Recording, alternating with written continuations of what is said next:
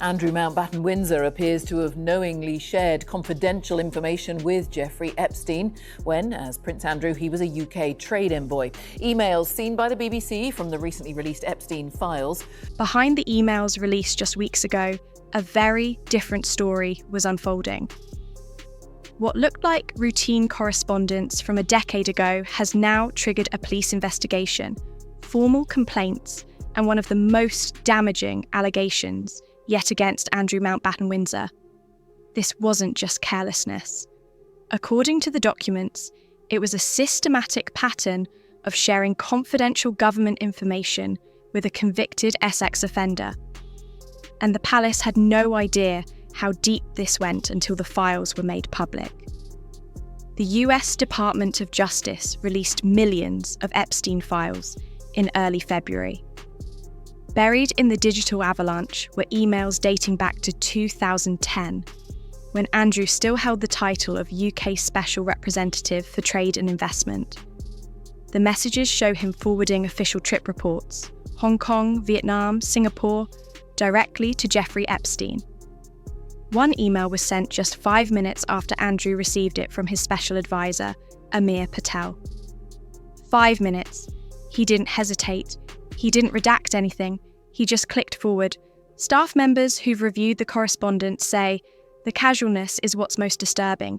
No encryption, no warnings about sensitivity, just raw government intelligence sent to a personal email address. But that wasn't the worst of it. On Christmas Eve 2010, Andrew looped Epstein into a confidential brief on investment opportunities in the reconstruction of Helmand Province, Afghanistan. Sensitive, strategic, classified.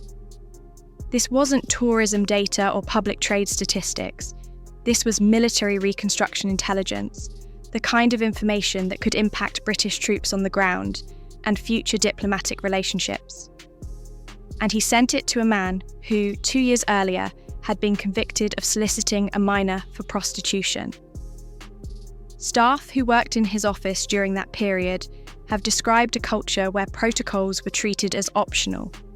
One former aide reportedly said Andrew viewed confidentiality rules as suggestions, not requirements. Another claimed he would openly discuss sensitive meetings in front of unauthorised personnel, including personal friends who had no security clearance. Anti-monarchy group Republic didn't wait long. Graham Smith, the group's chief executive, filed a formal complaint with Thames Valley Police within hours of the email surfacing. He accused Andrew of misconduct in public office and potential breaches of the Official Secrets Acts. In a post on social media, Smith said he saw no significant difference between these allegations and those currently facing Peter Mandelson, who's also under police investigation for similar conduct.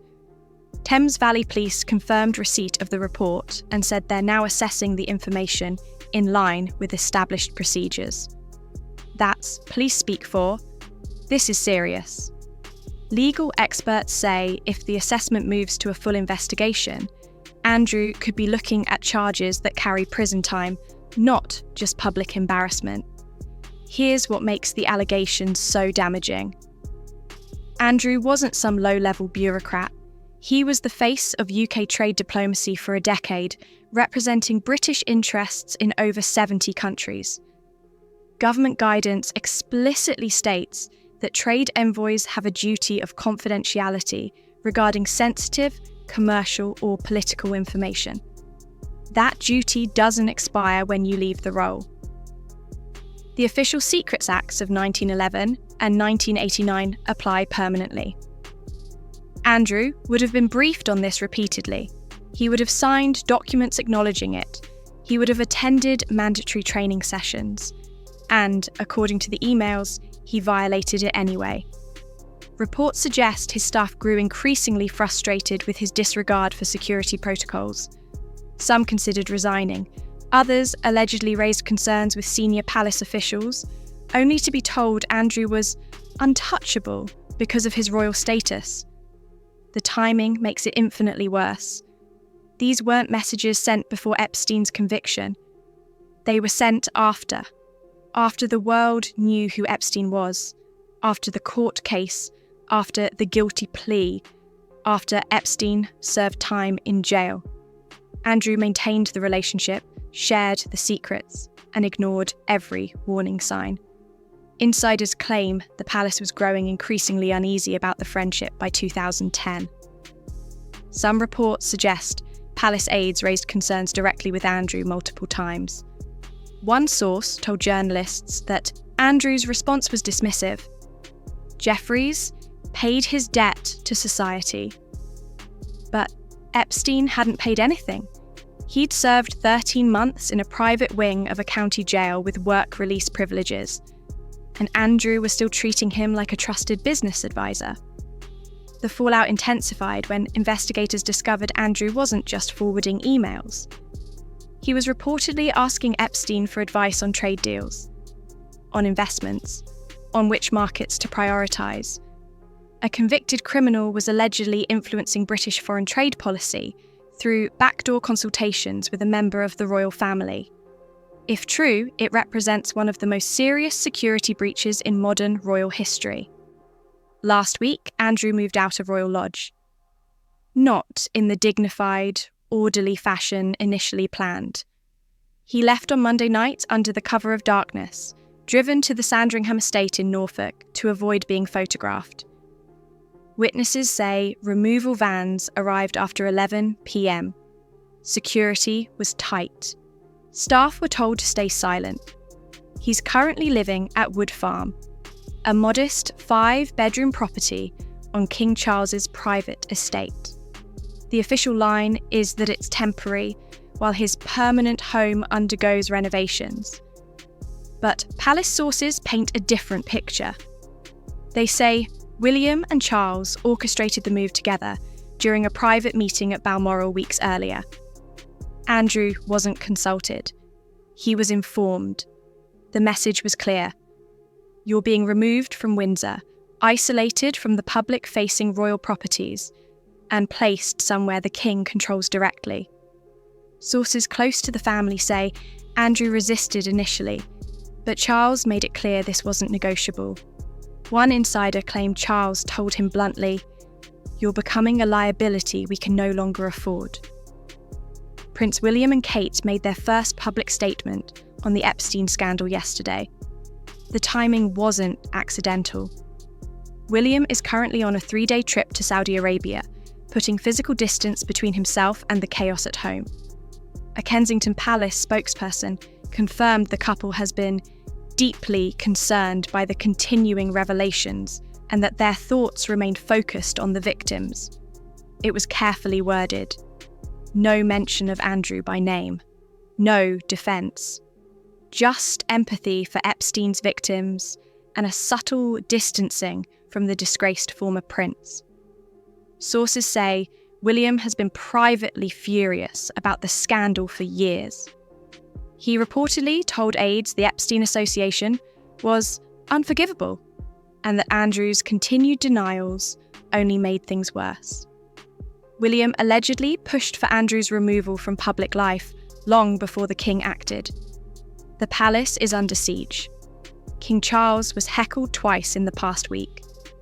Once at Clitheroe train station, where a man shouted, "How long have you known about Andrew?" Another time in Dedham, Essex, where someone yelled, "Have you pressured the police to start investigating Andrew?" The rest of the crowd booed the hecklers, but the damage was done. The questions hung in the air. Video footage of both incidents went viral online, with commentators questioning why Charles remained silent. So far, only 3 royals have publicly addressed the scandal: William, Kate, and Prince Edward, who said last Tuesday it was important to remember the victims. Camilla ignored questions about Andrew during a school visit last Wednesday.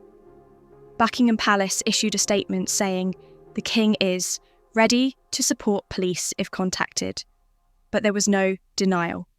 No claim that Andrew did nothing wrong, just willingness to cooperate. Royal historians say this represents an unprecedented crisis management failure. The silence is being interpreted as guilt. The fallout is escalating faster than the palace can contain it. Thames Valley Police are still in the assessment phase, but if they move forward, Andrew could face formal charges.